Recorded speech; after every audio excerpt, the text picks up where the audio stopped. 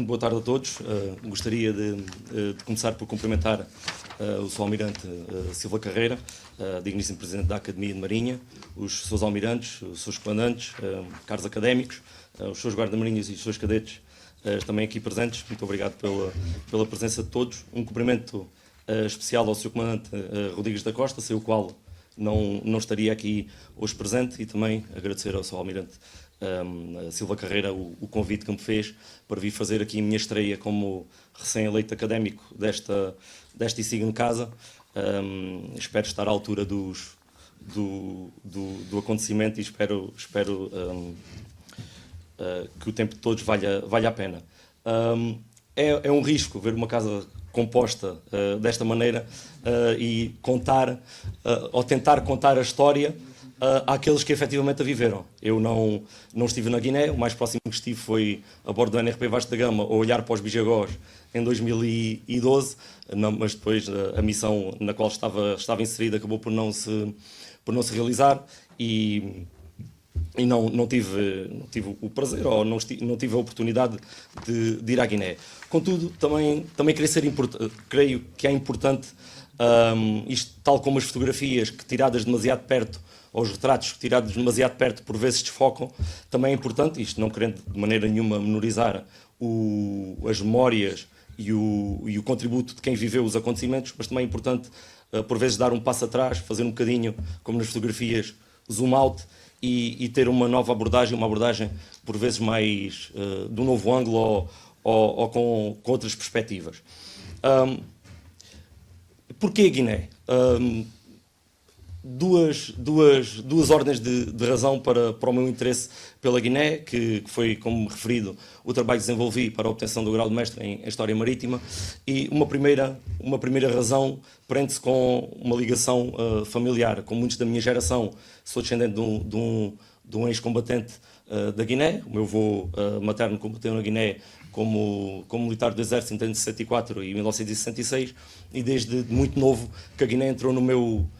imaginário, não por meu avô se alongar muito com grandes histórias acerca da guerra, mas álbuns de fotografias ou outro comentário que eu ouvindo, e a Guiné sempre foi algo que me foi fascinando. E à medida que fui crescendo e o meu interesse em história, no geral, se foi consolidando, tentei ir saber mais acerca deste período histórico, e especificamente sobre a Guiné, e houve algo que logo desde o início, e também à medida que o meu entendimento da política se ia consolidando, houve algo que desde o início chamou a minha atenção, que era o facto da discrepância de narrativas em relação a este assunto, à guerra do ultramar, à guerra da África, à guerra colonial. Existe uma série de formas de tratar este assunto, que eu depois rapidamente percebi que se prendia muito com a visão político-ideológica que o próprio autor das obras, ou a própria pessoa que estudava ou que se debruçava sobre estes assuntos,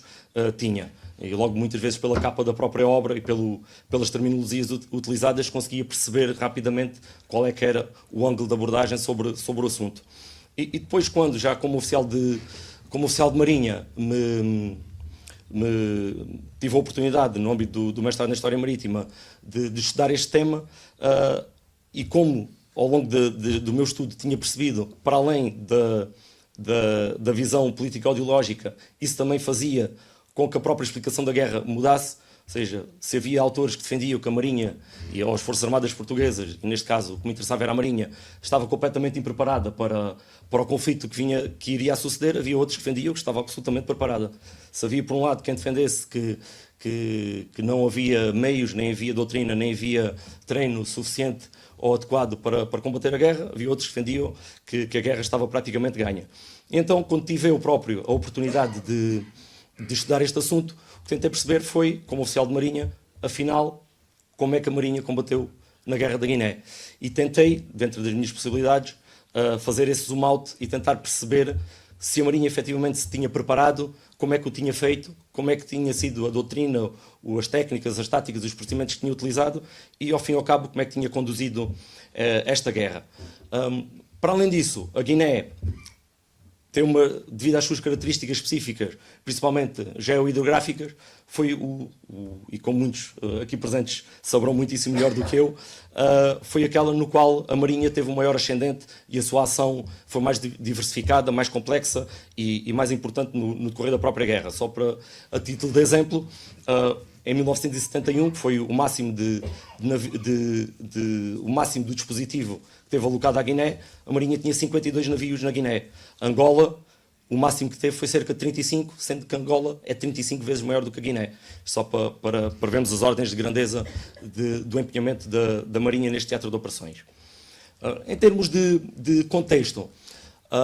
só para muito en passant, para explicar como é que chegámos à guerra. A seguir à Segunda Guerra Mundial, houve um reformular, um pouco como está a acontecer agora, da organização da arquitetura internacional, o que foi apelidado dos ventos de mudança, com vagas independentistas que seguiram ao final do conflito,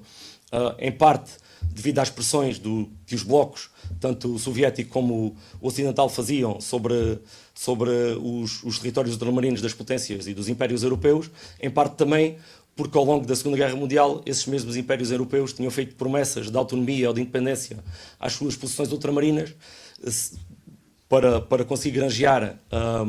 o apoio durante o conflito, que depois, terminado o conflito, em larga medida não cumpriram. E esse combinar desses dois fatores fez com que o sentimento de identidade nacional em muitos destes povos fosse alimentado e fosse crescendo, criou uma vaga de descontentamento e uma vaga de contestação ao domínio colonial europeu, que depois, logo a partir do final da década de 40, mas principalmente a partir da década de 50 e de 60, deu aso ao que foi apelidado dos ventos de mudança, uma vaga independentista, primeiro no Sudeste Asiático, com a independência da Índia, da Indonésia, com a guerra na Indochina, que depois alastrou ao norte da África e à África subsaariana, até chegar às províncias, na altura designadas províncias ultramarinas portuguesas. Houve aqui neste contexto internacional, houve vários momentos-chave, entre eles a criação das Nações Unidas logo em 45, que depois acabou por ser o palco onde esses países recém-criados ou recém-independentes se conseguiam unir para terem uma voz na arena internacional onde contestavam o domínio europeu, mas também a Conferência de Bandung em 55, conhecida como a Conferência dos Não Alinhados, que também definia que um dos objetivos dos novos países era apoiar os países ainda sob o domínio colonial europeu, e também a criação da Unidade Africana em 63. Por fim, neste seguimento, em 61, dá-se a Conferência da Organização das Colónias Portuguesas em Casablanca, onde aí sim, já num contexto estritamente nacional, os principais movimentos independentistas que depois iriam desencadear a guerra ao longo da década de 60 e meados da década de 70, até ao 25 de Abril, onde se juntaram e para concertar esforços para contestar o domínio português. Faço aqui menção à Guerra do Suez e à invasão do Estado Português da Índia, porque isto foram dois eventos que marcaram depois profundamente o pensamento estratégico português a seguir.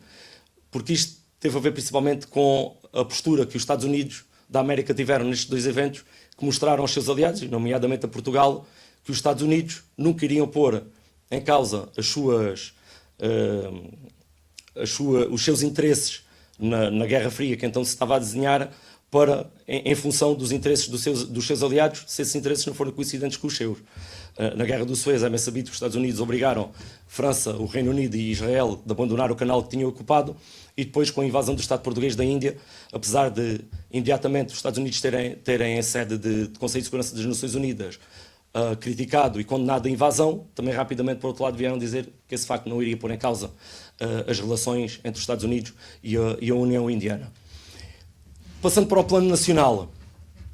e aqui numa perspectiva estritamente estratégico-militar, o pensamento estratégico português, nos anos que antecederam o início do conflito em África, dividia-se ali a partir de 1945 e até 1949, que foi o ano da adesão de Portugal à NATO, dividia-se entre dois vetores principais, entre os iberistas e os atlantistas. Iberistas que defendiam que a defesa de Portugal se fazia através de um exército de massas nos Pirineus, caso houvesse uma nova conflagração mundial, através do Pacto Ibérico entre Portugal e Espanha, os dois países com forças combinadas iriam fazer a defesa da Península Ibérica nos Pirineus, e havia uma outra corrente de pensamento que defendia que não, que Portugal defendia-se no mar, defendia-se no Atlântico, não através do exército de massas, mas através de forças aeronavais, e que isso se fazia estando aliado à potência naval dominante, que após a Segunda Guerra Mundial era incontestavelmente os Estados Unidos. Anteriormente a nossa tradição fazia-nos aliados de Inglaterra, do Reino Unido, que era então a potência naval global. Quando passou para os Estados Unidos, esse pensamento manteve-se e então, ganhando os atlantistas, Portugal aderiu e foi, apesar da relutância do Oliveira Salazar, e que foi expressa publicamente em fazê-lo, também percebeu rapidamente que não podíamos ficar de fora. Isto são palavras dele.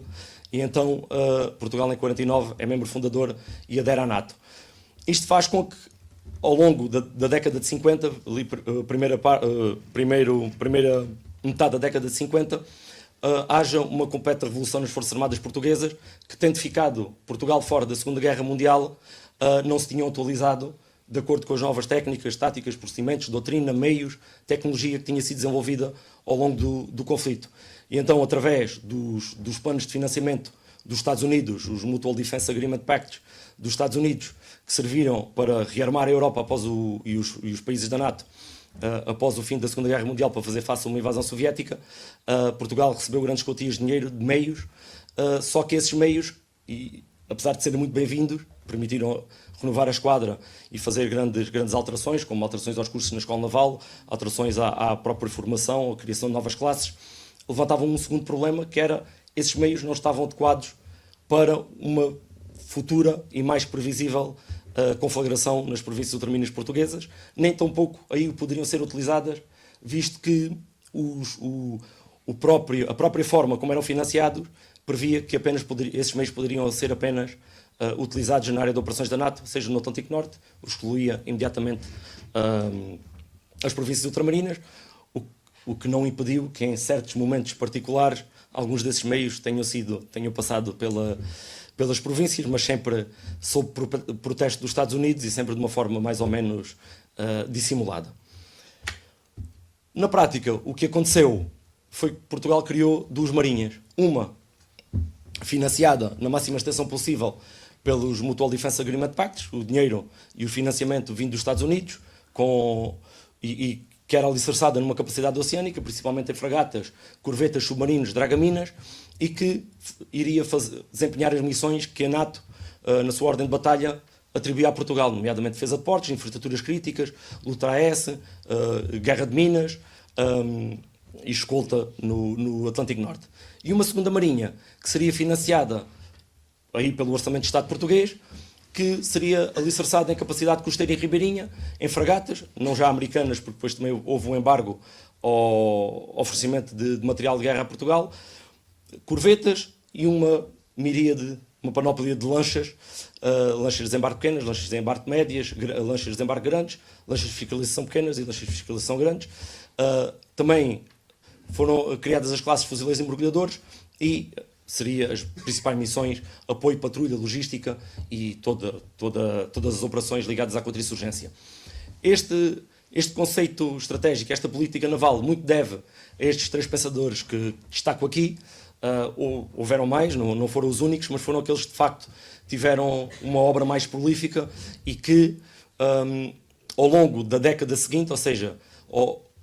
teorizaram e escreveram ao longo da década de 50, porque já anteviam, e olhando para a experiência francesa e inglesa, tanto na Malásia como na Indochina como na Argélia, anteviam que era inevitável que houvesse qualquer tipo de conflito armado nas províncias portuguesas, e então começaram, a partir de meados da década de 50, a escrever sobre como é que Portugal e como é que especificamente a Marinha se poderia adaptar a este novo tipo de conflito que iria previsivelmente ocorrer. Tenho aqui Pereira Crespo, Saturnino Monteiro e Reboredo de Silva, e o que é interessante é que, para além de terem escrito, durante a década de 60, tendo estes oficiais ascendido a altos cargos na estrutura superior da Marinha, conseguiram efetivamente implementar muitas das medidas que tinham teorizado anos antes. Eu tenho aqui referido alguns alguns artigos publicados nos Anais do Clube Militar Naval, por exemplo, o esboço de uma possível reorganização dos serviços de marinha nas províncias ultramarinas foi publicado em 1957 nos Anais e que está diretamente ligado depois à reforma da organização provincial e aos comandos navais provinciais e comandos de defesa marítima e comandos dos portos que foram criados logo no ano a seguir. Saturnino Monteiro tem um artigo muito interessante, em 58, Caminheiras para o Ultramar, que eu até, se me permite, vou aqui citar, se conseguir encontrar o rato, em que defende neste artigo que o que seria adequado para o ultramar não seriam nem fragatas, nem os avisos que tinham sido utilizados nas décadas antes, mas navios com as características entre 1000, e aqui estou a citar, 1000 e 1500 toneladas de deslocamento, media cerca de 80 metros de comprimento, uma guarnição de cerca de 100 homens e um calato que fosse o mínimo compatível com a necessidade de realizar grandes travessias oceânicas com qualquer tempo. Em termos de armamento, deveria ter uma peça de 100 mm dual purpose, uma peça antiaérea de 40 mm com reparo duplo e duas metralhadoras pesadas em casa-matas blindadas. Também deveriam ser equipadas com calhas para lançamento de minas e capacidade para receber e transportar um helicóptero. Depois discorre sobre todas as características técnicas do navio e é fácil de perceber que isto basicamente é a descrição das corvetas da classe Batista de Andrade e João Coutinho, que mais tarde, cerca de uma década depois, entraram ao serviço no ultramar. Reboredo e Silva tem um artigo também muito importante em 59, um extenso artigo onde defende uma série de medidas, sendo a mais marcante a recriação dos fuzileiros, que depois veio a acontecer em 1961, tal como os mergulhadores. E os fuzileiros o despacho de criação dos fuzileiros foi exarado cerca de 20 dias antes dos ataques no norte de Angola. Dá para ver que, efetivamente, isto são coisas, como todos sabemos,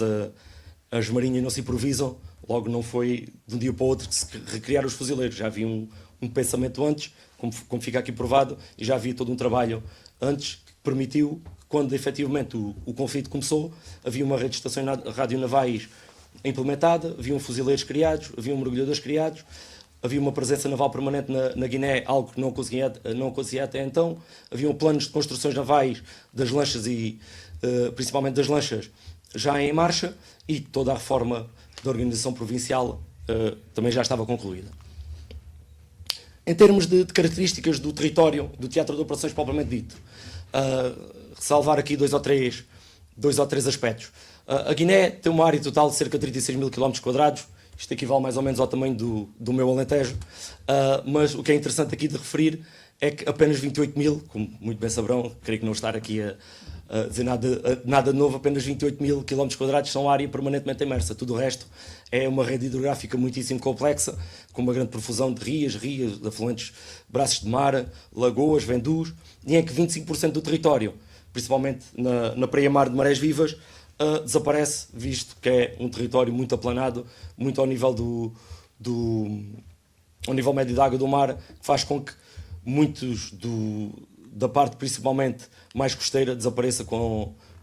a praia-mar. Outro aspecto importante e que muito condicionou a ação da Marinha durante a guerra foi que no início da guerra apenas existiam 3.150 km de estrada, sendo desses apenas 370 eram asfaltados. Isto fez com que uma grande parte do esforço que a Marinha fez na Guiné, para além da patrulha e das missões contra a insurgência, fosse transporte logístico, tanto material como pessoal, da Marinha, mas também dos restantes ramos das Forças Armadas, e só assim foi possível manter o esforço de guerra durante tanto tempo, uma vez que com apenas 370 km de asfalto, tudo o que fosse movimentos de mercadoria e de pessoal pela rede viária, através de veículos pesados, tornavam-se muito, muito difíceis e alvos muito fáceis para emboscadas, colocação de minas. Por isso, a utilização dos rios foram as verdadeiras autoestradas da logística na Guiné. Em termos do inimigo, por assim dizer, ou do outro lado, que também é interessante estudar e referir, porque também condicionou e era a isto que a Marinha tinha que responder durante a guerra. O PIGC não foi o único movimento independentista, havia pelo menos mais 4, mas efetivamente o PIGC foi aquele que logo desde o início, muito pela habilidade político-diplomática do seu líder e fundador, entre 1956 e 73, quando foi assassinado em Conakry, muito pela sua habilidade e pelo seu ímpeto e pela capacidade que teve de agregar apoios, conseguiu uma série de apoios internacionais, nomeadamente da União Soviética, de Cuba, de onde chegaram a vir, algo muito importante, já numa fase tardia da guerra, muita da mentoria do material, mas principalmente mentoria, que chegaram a ir militares cubanos para a frente de batalha fazer mentoria e ajudar a planear operações e executar operações militares, da Checoslováquia, de onde veio muito do armamento, mas também de países europeus, nomeadamente escandinavos, da Suécia, de onde veio muito material e financiamento, principalmente material médico, que foi utilizado pela guerrilha, e, obviamente, o Senegal e a Guiné-Conakry, que eram os países fronteiros com a Guiné-Bissau, e que, em níveis diferentes, porque Leopoldo Senghor e Sékou Touré não tinham a mesma visão sobre o conflito, mas foi aí que o PAIGC se conseguiu refugiar e conseguiu fazer os seus santuários, as suas bases, de onde, devido à exiguidade do terreno, conseguia contornar a fronteira por fora e fazer as penetrações que queria nos lugares onde melhor lhe aprovia. O PAIGC também conseguiu edificar uma força militar com uma grande preparação militar e equipamento. Daqui destaco os famosos mísseis Strela, que muitas dificuldades causaram à Força Aérea Portuguesa e que também tiveram impacto depois nas missões que foram dadas à Marinha, que teve que assumir muitas das missões de transporte e de evacuação médica que a Força Aérea já não podia desempenhar devido ao perigo de ser dos helicópteros e dos aviões serem abatidos pelos mísseis terra-ar se voassem a baixas altitudes. Houve a utilização de minas fluviais, e aqui os mergulhadores tiveram um papel importante em manter a segurança dos rios relativamente a este perigo para os navios portugueses, carros de combate e viaturas anfíbias, que também foram fornecidos pela União Soviética. A doutrinação e a disciplina e a própria coesão do movimento permitiu desenvolver grandes operações militares. Há até autores, como António José Telo ou Alventer, que dizem que a certa altura o PAIGC estaria provavelmente até melhor equipado e melhor armado que as forças portuguesas. Isto é uma asserção deles, mas fica essa ideia que o PAIGC de facto, e também Alventer acaba por dizer que de todos os movimentos independentistas em África, não só nas províncias portuguesas, mas de todos os movimentos independentistas, o PAIGC foi aquele que conseguiu chegar mais perto do nível de por eficiência e capacidade de combate dos movimentos independentistas do Sudeste Asiático, como o Vietcong, que assim tinham uma grande capacidade de desenvolver operações militares de larga escala. Contudo, o PAIGC, e apesar de ter os meios,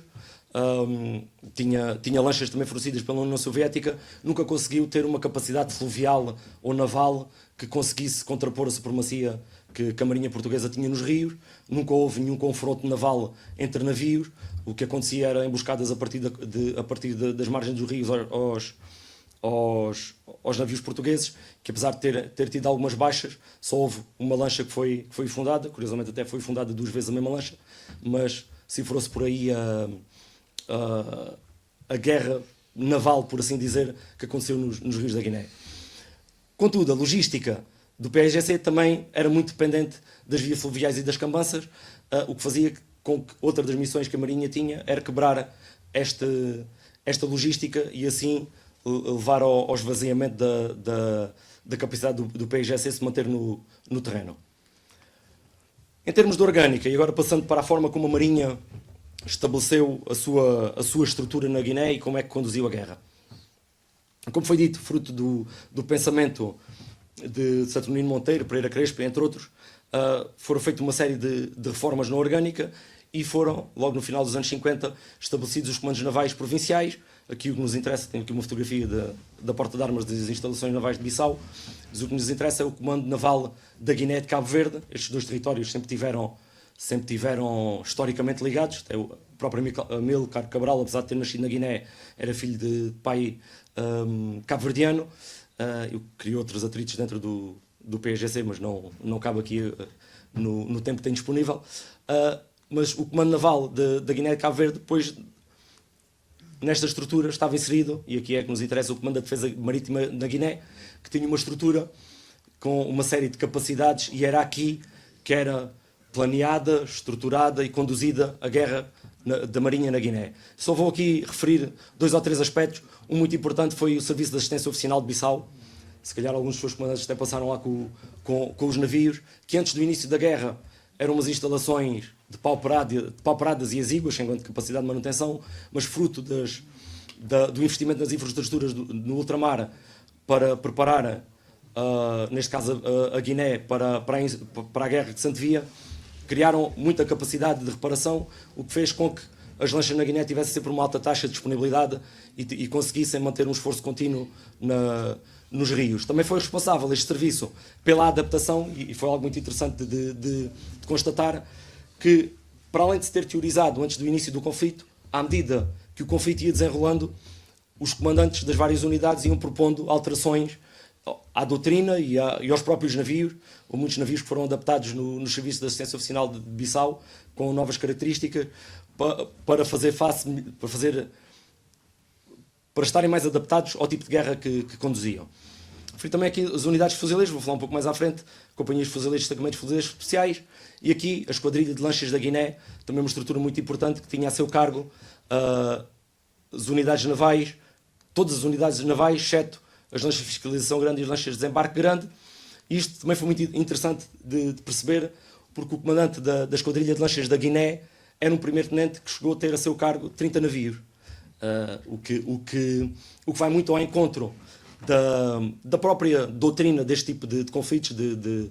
guerrilha e de insurgência, que é uma grande delegação de competências a baixos escalões, porque facilita a flexibilidade das operações, porque é sempre um meio muito dinâmico. Não há uma frente estável como numa guerra tradicional, e então é necessário que os baixos escalões tenham uma grande autonomia para poderem decidir no momento a melhor forma de contrariar as intenções do inimigo. Vamos também aqui referir, por fim, a Estação Radionaval de Bissau, com os seus 3 postos radionavais, em Caioca, Cheu e Bolama, que permitiam fazer todas as comunicações intrateatro entre a província da Guiné e as restantes províncias ultramarinas portuguesas, e entre a Guiné e, naturalmente, a metrópole, e assim fazer toda a arquitetura de comunicações que permitia o comando e controle da guerra. Em termos de meios humanos, o esforço da Marinha estava alicerçado principalmente em quatro pilares: os fuzileiros, que se dividiam em companhias de fuzileiros com cerca de 140 homens, os destacamentos de fuzileiros especiais com cerca de 80 homens, sendo que as companhias de fuzileiros eram mais vocacionadas para operações defensivas, defesa das instalações militares,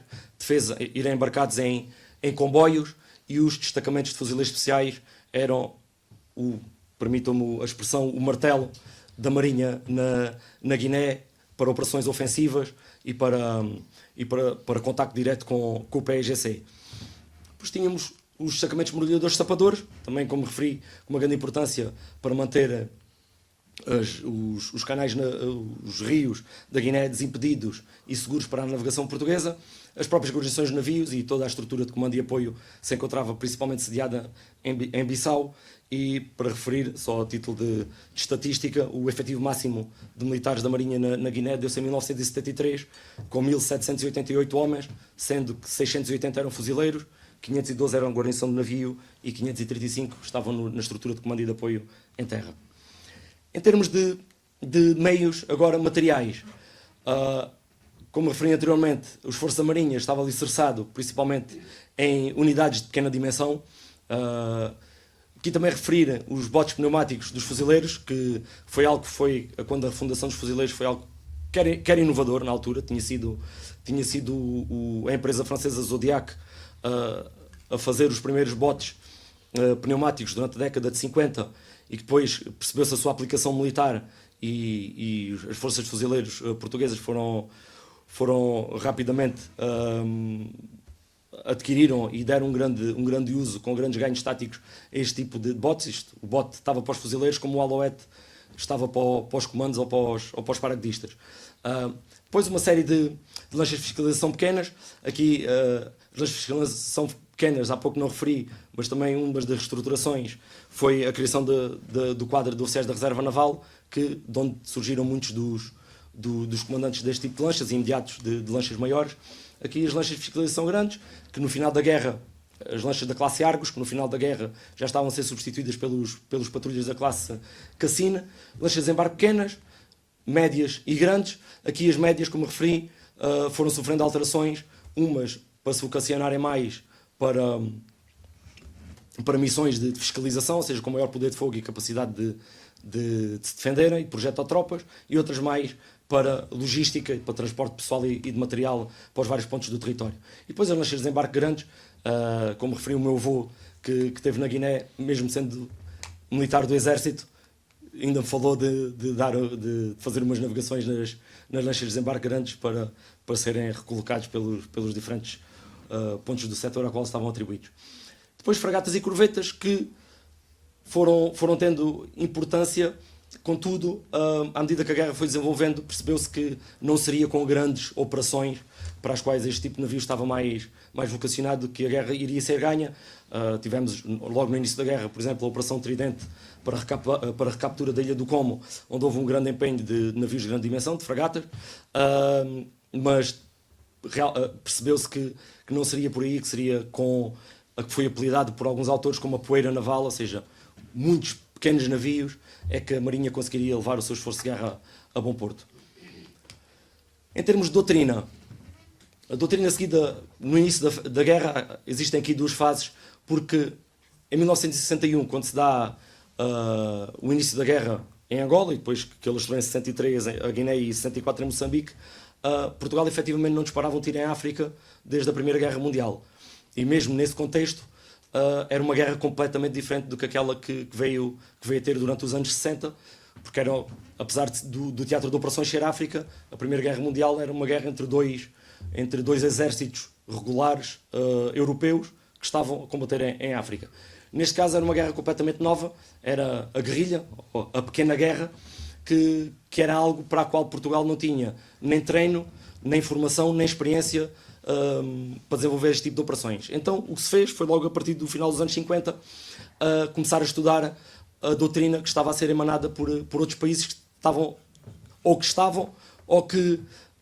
já tinham estado na mesma situação, nomeadamente os franceses na Indochina e na Argélia, depois ao longo da década de 60 os americanos no Vietnã e também os ingleses na Malásia. Tanto que os primeiros militares portugueses que foram designados para reativar os fuzileiros foram enviados para a Inglaterra para tirar o curso do Royal Marines, para depois trazerem a doutrina, o treino e os planos de curso para reativar os fuzileiros a Portugal. Contudo, logo nos primeiros anos de guerra e à medida que o conflito se ia desenvolvendo, também se percebeu que a experiência dos outros países, apesar de ser muito válida numa situação em que nós próprios não a tínhamos, não era adequada ou não era completamente adequada e adaptada ao tipo de guerra que estávamos a enfrentar. E então foi criado, por exemplo, o Gabinete de Estudos de Guerra Subversiva no Corpo de Fuzileiros, e que servia basicamente para desenvolver doutrina e muito baseada na experiência dos comandantes que vinham regressando das suas comissões de ultramar, que iam falar da sua experiência, ver o que era adequado ou que não era adequado, o armamento era adequado, se as táticas eram adequadas ou não eram, e foi-se construindo um corpo doutrinário próprio que depois deu origem a várias publicações, nomeadamente o Manual de Fuzileiro, os cursos de fuzileiros especiais, em que já com um grande enfoque na ação psicológica e controle das populações, porque rapidamente também se percebeu que este tipo de guerras não se ganha, e perdoa-me a expressão, matando cada um dos insurgentes, porque os insurgentes são a própria população, misturam-se na população, por isso a ação psicológica, a propaganda, a contra-propaganda eram muito mais importantes do que operações militares de grande escala que não iriam resolver o conflito. Também foi desenvolvida uma série e aqui entre os fuzileiros e as lanchas, uma série de recursos táticos muito interessantes, aqui os binómios navio-fuzileiro e fuzileiro-bote, em que e foi interessante estudar a capacidade inventiva que caracteriza os militares portugueses em operações. Houve de tudo, ou pelo menos os relatos assim o contam, desde morteiros atuados a partir de botes, os botes a irem de braço dado às lanchas e a fazer uma série de manobras para iludir os inimigos que estariam eventualmente emboscados nas margens, que à noite os botes saíam com fuzileiros, iam a pagaias, emboscavam-se nas margens, a lancha seguia e pensando os combatentes do PAGC que estavam emboscados nas margens, que a lancha já se tinha ido embora, quando saíam tinham os fuzileiros emboscados na margem, prontos para os atacar. Outro aspecto interessante, aqui no final, também é interessante perceber a forma como, chegando ao terreno e não havendo as condições, apesar da preparação que disse que houve, ou que tentei explicar até agora que houve, obviamente não foi perfeita, havia muitas falhas quando chegou ao terreno, uma das quais era o sistema de balizagem, farolagem, cartografia dos próprios rios da Guiné, que não havendo conhecências em terra, não havendo sinalização, não havendo nada, e sendo a rede hidrográfica tão complexa e tão difícil de navegar, o que se fez foi, com base no conhecimento empírico dos primeiros comandantes que foram para lá e que tiveram que fazer face a essas dificuldades, os próprios comandantes começaram a desenvolver uma série de elementos e publicações. Neste caso destaco aqui os roteiros das lanchas de desembarque grande, em que iam passando a sua experiência de como é que estavam os fundos, como é que evoluíam os fundos, como é que eram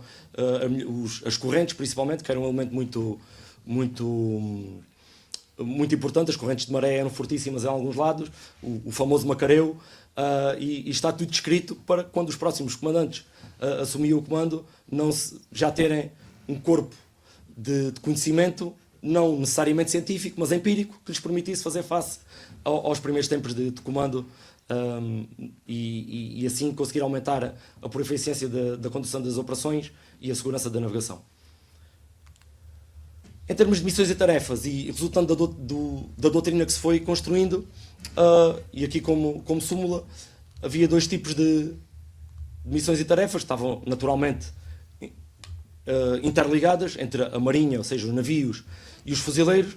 que basicamente a marinha competia adquirir e manter a liberdade do mar e dos rios, fornecer navios, forças e meios de comando e controlo, formar os comboios e dar-lhes proteção. Isto foi um momento muito importante e uma das missões mais importantes para manter e até para garantir a continuidade da economia da própria província, pois os comboios civis, ou melhor, a navegação civil dos rios da Guiné, não estando protegida, seria um alvo muito fácil para o PAGC, que iria atacar os navios e saquear a carga. Então foram constituídas comboios que saíam de Bissau e depois divergiam pelos vários rios e canais para as diferentes províncias do interior e que eram naturalmente escoltados por navios da Marinha, principalmente por lanchas de desembarque médias, aquelas adaptadas para a fiscalização, por vezes com elementos de companhias de fuzileiros embarcados a bordo, e se o perigo fosse muito, até as próprias lanchas de fiscalização grande também poderiam ser empenhadas neste tipo de missões. Depois, os fuzileiros, era elaborar planos de embarque, executar o desembarque, estabelecer e manter a cabeça de praia, e depois, isto não são palavras minhas, isto é o que está escrito na doutrina, explorar o sucesso. Isto depois já deixava ao critério e à imaginação de cada comandante de destacamento fuzileiro o que fazer, garantido o desembarque. Em termos de condicionantes impostos pela guerrilha, se Portugal desenvolveu um corpo doutrinário, também a própria guerrilha foi evoluindo e foi aproveitando as características do próprio terreno para evoluir. O que o PAGC fazia uso era da doutrina que tinha sido e que tinha dado provas nos anos anteriores de guerrilha e insurgência, nomeadamente aqui com os grandes pensadores do Stalin, Mao Tse-tung e Nguyen Van Giap do Vietnã, e que o que fazia era misturar no povo. Como dizia Mao Tse-tung, a guerrilha é o peixe e a população é o mar no qual o peixe nada. Então havia sempre uma grande, e houve sempre até ao final da guerra, um grande esforço por parte do PAGC de doutrinação da população para receber a sua ajuda e para poderem ser ajudados, abastecidos e escondidos em caso de necessidade, e nunca enverdando, salvo já numa fase final da guerra, em que realmente o PAGC começou a ter um grande ascendente, que chegou a bombardear Bissau, mas tirando a fase final da guerra,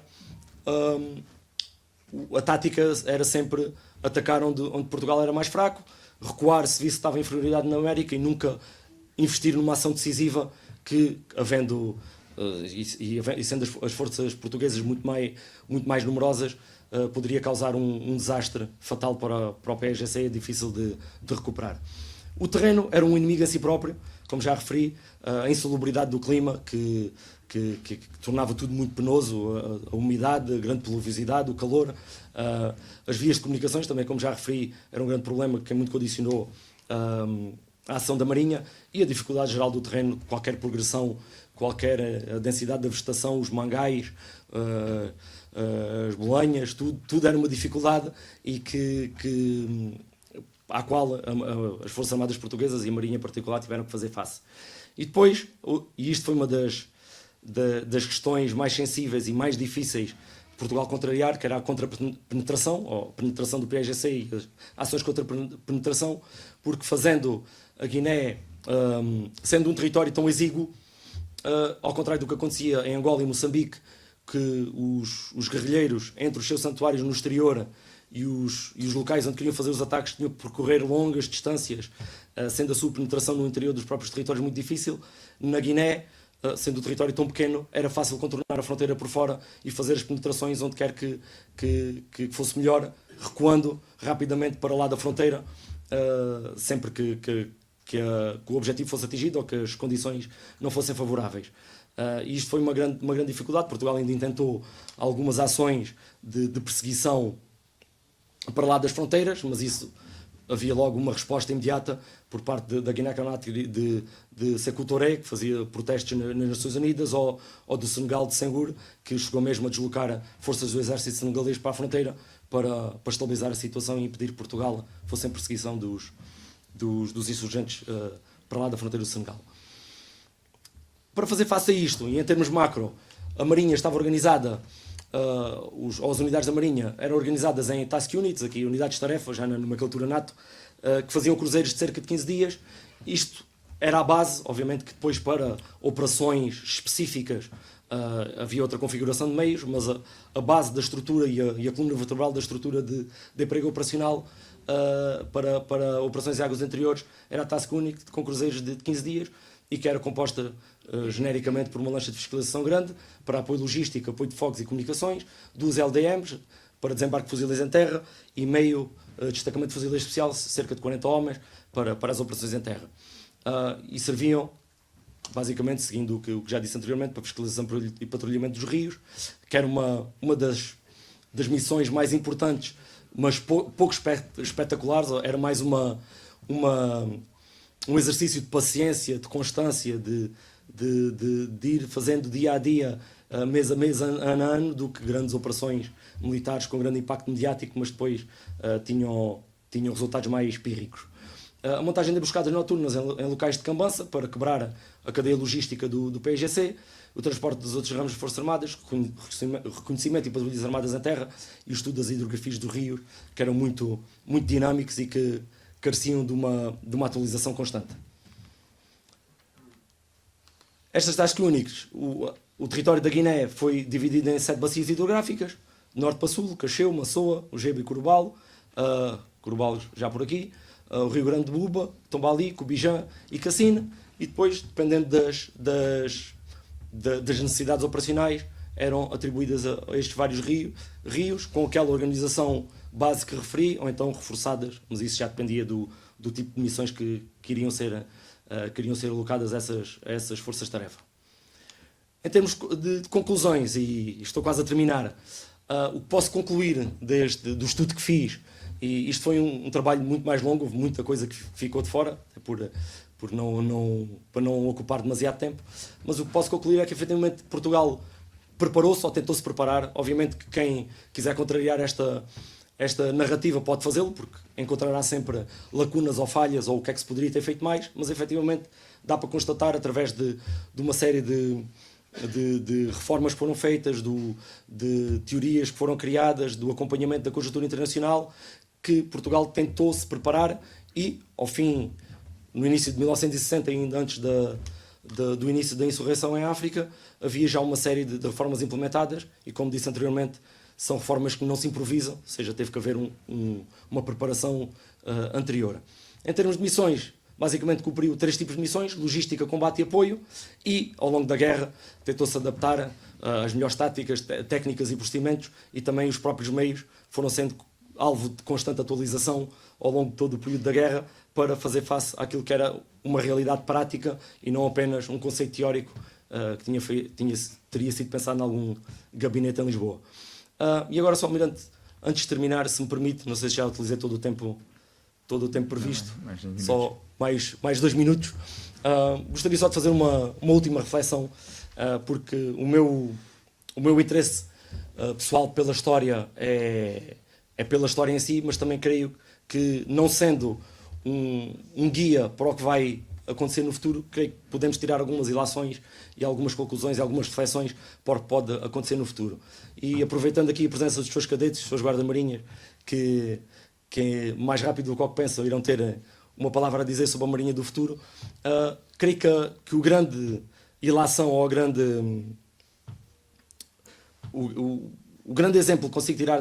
do estudo do que foi feito na Guiné foi que, efetivamente, Portugal preparou-se para a guerra que ia lutar, e não ao contrário do que há um adágio famoso que é atribuído a Churchill, não sei se será ou não, que os generais estão constantemente a preparar-se para a última guerra que lutaram e não para a próxima que vão lutar. E então o que aconteceu na Guiné, e acho que é este o que podemos tirar, é que efetivamente Portugal preparou-se ou tentou-se preparar para lutar a próxima guerra que ia lutar e não a anterior. E creio que agora estamos num momento de viragem e, dada a conjuntura internacional, exorto os seus cadetes e os seus guarda-marinhas desde